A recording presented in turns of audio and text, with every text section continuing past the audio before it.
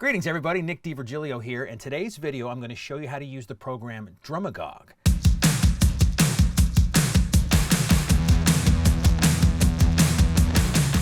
Drumagog is a fantastic little program where if you have drums recorded and the sounds are not quite getting it done for your purposes, you can replace drum sounds quite easily with this plugin.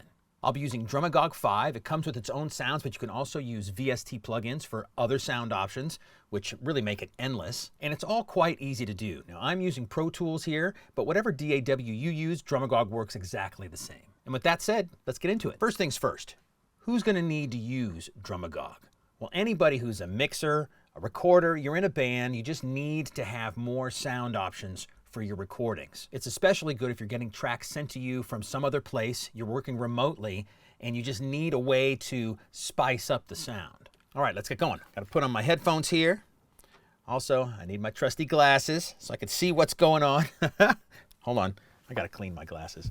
All right, I got Pro Tools open. Let's first listen to the groove that I have going on here.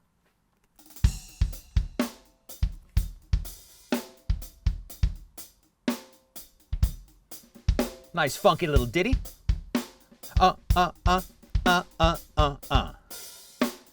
Sounds pretty good. I have a tight, small snare drum I was using for this little groove here, 12-inch snare drum.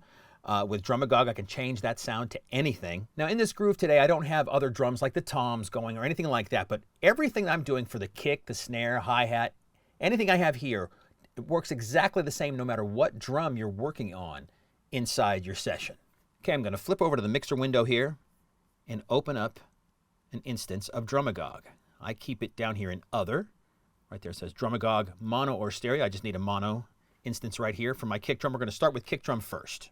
This is what Drumagog looks like, Drumagog 5. Whenever you open up a sound, you'll see all of these different colored boxes here. These are all the different instances of the sample. The samples are cut up in all kinds of shapes and sizes with the different transients, different levels of sound, and that's what all of these boxes are. And you can sort these boxes by a few different things. By their name, by the dynamic group, see how it changes? Peak low to high, peak high to low. Just depends on how you want to look at it. Over here on the left is where all the files are kept, and you can see every hard drive on your whole computer in here. It defaults and already opens up Drumagog for me right here. And once you're inside Drumagog, they're called GOG files. Those are the samples. And all your sounds are just below it. You have a folder for each sound. When you open up a folder, you can see what's inside that folder and so on. You also have a favorites tab. So whenever you open up a particular sound, you think it's really great, you want to find it easily next time you open up Drumagog. Once you click on that sound, you either have to right click, or for my laptop here, I hold Control and then click on it, hit Add to Favorites, and now it's in your favorite queue, and you can find it easily the next time you open up Drumagog. Let's check out the other buttons down here. Here is Groups.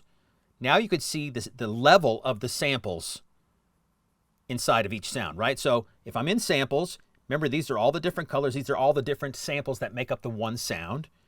And when you hit Groups, you could see the levels of each one. It's kind of cool. Then you have settings where you can change a bunch of different parameters. For the boxes down below, the one here on the left where I'm scrolling my arrow right here, it's the transient box. Once a sample is going by, you'll see the transients there, and I'll show you that in just a second. There's lots of cool things down here in the bottom right.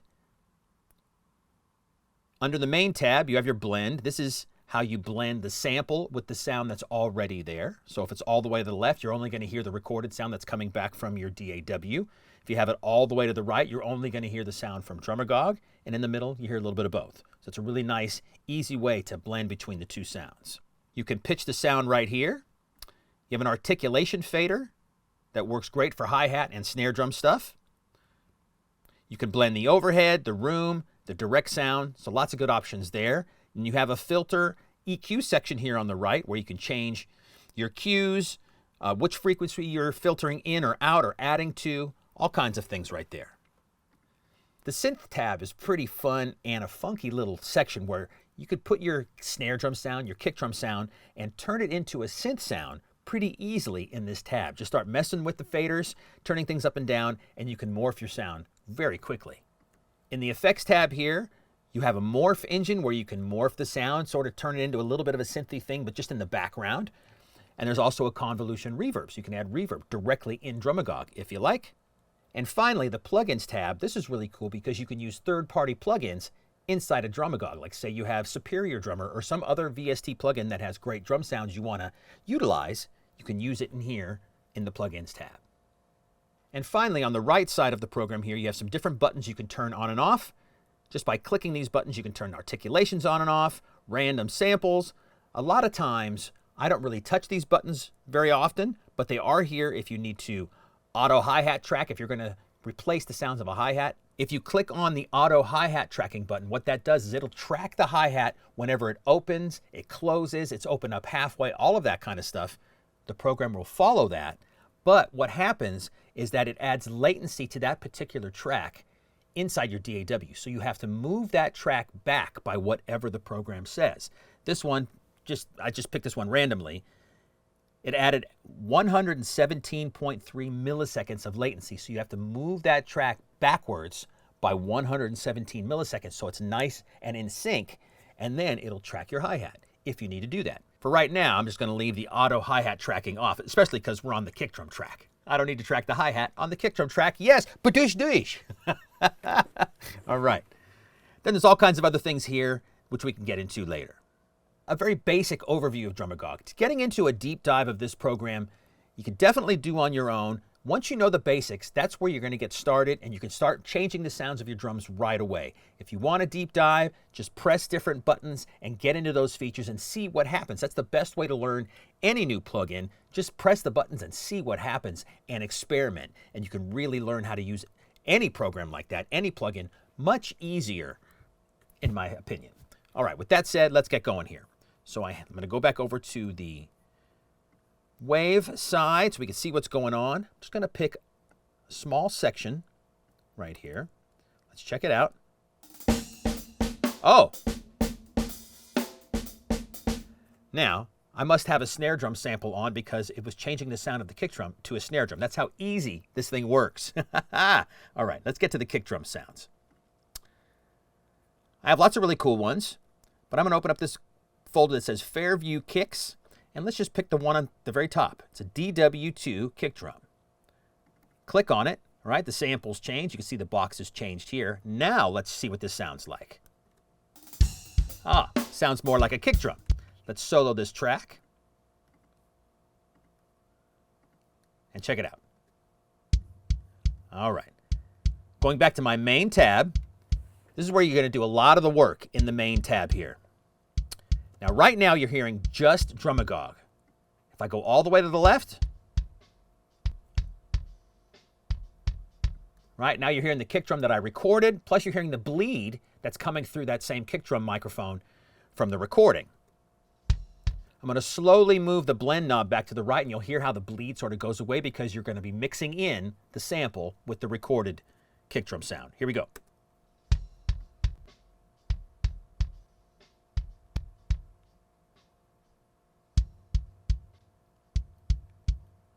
Just like that.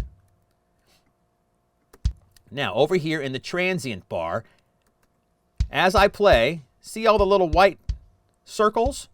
That's every instance of a kick drum hit. When you move the sensitivity triangle up and down, whatever is on top is going to trigger the sample. Whatever is below it is not going to trigger the sample. So let me move it around for you and you'll hear what I mean. So it's all the way down. It's going to trigger everything it sees. You're going to see some extra circles going by. Now, if I just move it up,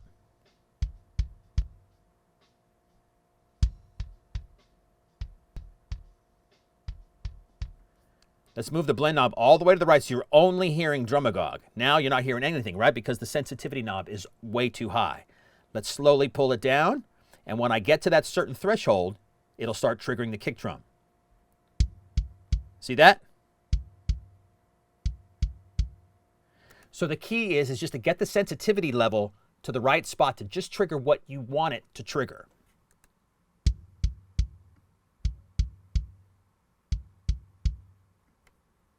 Right? If at all the way at the bottom, you're going to see extra circles. See those extra ones at the very bottom? We don't want those, so just move it up a little bit. basically it'll be triggering the bleed that's in the microphone, right? We don't want to hear that stuff. So we just want to hear the sound itself. Pretty simple. And that's really all there is to it. Let's put some different sounds so you can really hear some different sounds, not just kick drum sounds. What I'm doing right now is sort of beefing up to a normal kick drum sound, just making it fatter, changing it up a little bit. But let's do a little something extreme so you can really hear the difference. All right, I went to rock bass drums, and down inside that folder, I'm picking Room Rock Kick.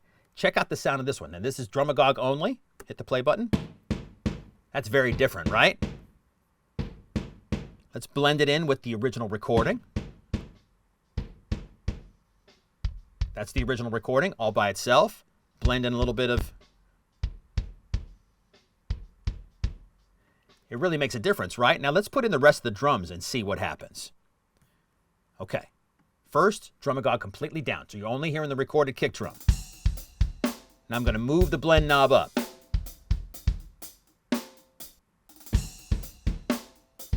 Hear it in there now?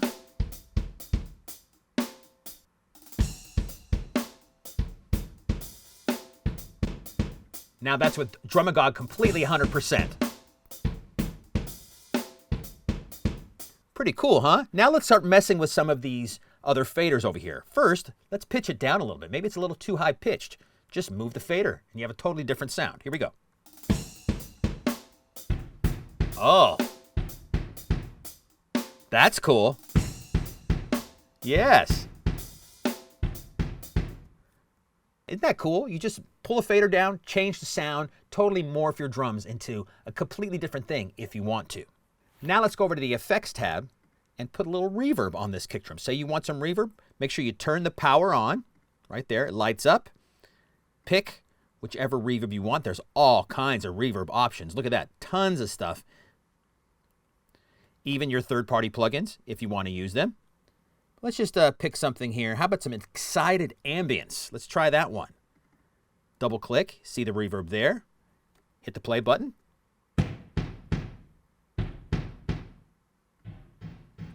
Mixes all the way up. Size changes. You can delay it if you want. You know, all kinds of options. Offset it.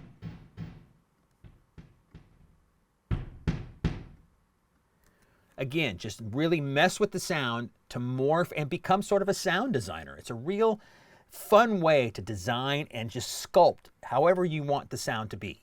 Next, let's get into this Morph Engine sound over here. Power this on just like you would the convolution reverb. It lights up blue. Pick whichever morph sound you want to try out. I'm just going to pick this first one. Double click. Now check out the sound. Whoa! I love how you could just totally change it so quickly. In the middle, grab this with your cursor, and as you move this around in here, the sound is going to change. Here we go.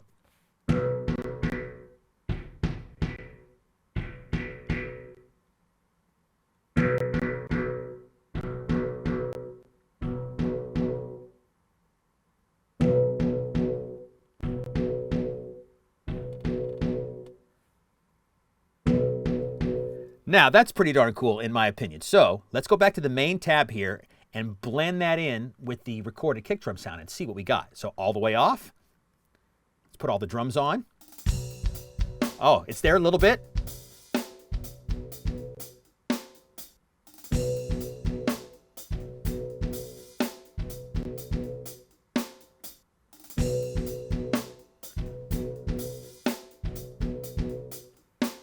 Pretty neat. Now that's extreme, right? You might not want to have a morphed sound kick drum, but the fact that you can do it inside a Drumagog is super cool.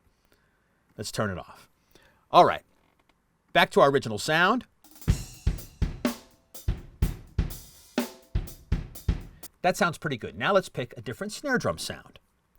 I like the sound of the main recorded snare here. It's tight, it's high pitched, but let's do something completely different. So go to your snare track and put another instance of Drumagog there. Plug in, for me it's Other, down to Drumagog 5. Just have fun and start clicking away. Let's try Techno Snare 16.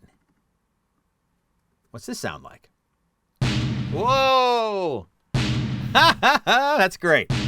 I get really excited by these little things, and you will too. Once you start hearing these sounds, especially sounds you weren't expecting, boy, it just really opens up the synapses in your brain. It's like, whoa, what if I did this to this? It's a lot of fun. All right, blend it all the way back down to the recorded snare, and I'll slowly put in the blended sound of this crazy techno snare. Here we go. Right, now you're hearing a lot of the bleed from the snare drum mic. That's why you're hearing the hi-hat and all these other things in the background. But here we go. Oh. Wow. And I only have a little bit of the blend knob up. Wow. That is super cool. Let's put in the rest of the drums and see what it sounds like. Oh. Oh, yeah. That is neat, in my opinion. Now you can change the sound of anything in your drum track. The overheads, the room sound, as well as the hi-hat, anything like that, and of course all your toms as well. But since we want to keep this video a little bit short, we don't want to be here all day long just morphing sounds together, as cool as it is, I'm going to change the hi-hat around and show you how easy it is for that to happen.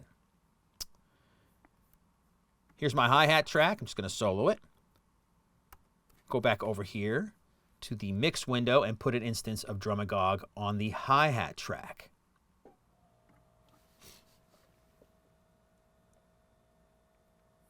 There you go. Now let's find our hi-hats. Let's try the Zildjian 14A Customs. Double click. There you go. Those are all the samples of the hi-hat sound. Let's check it out. Blend knob is all the way to the right, so you're only going to hear Drumagog. Let's see what it sounds like.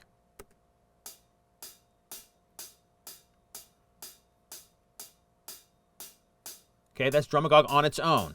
Now, let's listen to the hi-hat part, just the recorded hi-hat part. Listen how much more is playing. So in the hi-hat pattern in the recording, I'm playing all the eighth notes, and not every stroke, not every hit is the same velocity. The in-between notes are much quieter than the downstrokes. So I'm going to have to move this slider up and down, almost all the way to the bottom, and utilize the blend slider over here to get it in just the right spot so it's triggering the Drumagog sound. You're going to hear a little bit of the recording sound too, and not hearing any of those mistriggers of the quiet notes. I hope that all makes sense. I'm going to play the track now, and let's see if we can't dial it in. Okay, that's only the recorded sound. Now, did you hear the sound change? It's slight, but there's definitely a sound difference. One more time.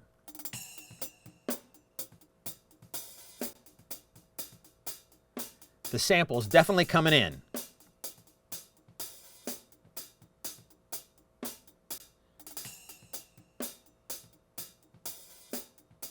So what I'm going to do here is just have Drumagog change the sound of the louder hits, which are basically the quarter notes, and leave the quieter hits for the recorded track that's already there. So you're blending the two together.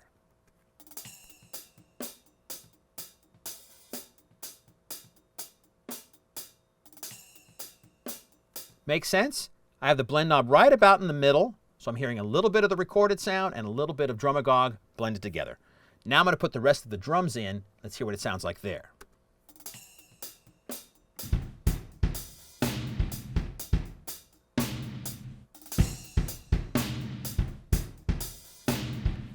For this time, I love the way that sounds. Now I'm going to put the blend knob on this hi-hat track all the way to the right. Hear how the hi-hat changes to just the quarter notes. You're not going to hear the quiet in-between notes, and then I'll put it back to about 50% where it is now.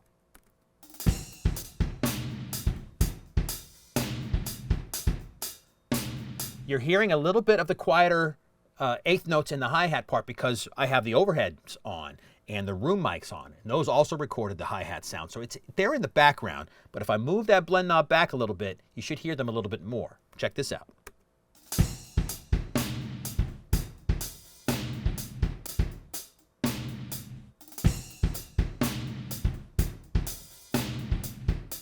Right? So you just got to morph and move the sliders and just dial in the sound. It might take a little bit of time, but as you slowly move stuff back and forth, you'll find the sweet spot. So now I'm going to take off this loop, play from the beginning, and let's see what we have.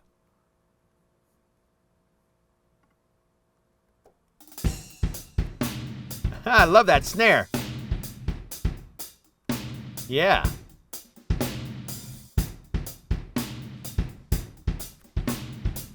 Sounds great. Oh, that's, oh man, that snare drum sound is awesome. I got to put some music on top of this drum track here. Now that's a real basic way of using the internal sounds inside Drumagog to morph the drum sounds of your recording. Super simple. Once you get your favorite sounds, put them in the favorites folder so you can find them quickly each time you open up Drumagog, or just dive in there and go through all the sounds. Anytime you open up a new plugin, a new DAW, you get a new synthesizer, whatever it is, it takes time to dive in there and go through all the sounds to find what you really love and what's going to be useful for you. And it's the same with Drumagog. There's a ton of sounds, lots of options. You just take some time to go through each one and have fun creating sounds. And there you go. Drumagog is a super cool plugin where you can totally morph and manipulate the sound of your original drum recording to whatever you want. Internal sounds, third-party plugins, whatever you want to do, Drumagog makes it super easy. Thanks for checking out this video and spending some time with me, everybody. Cheers.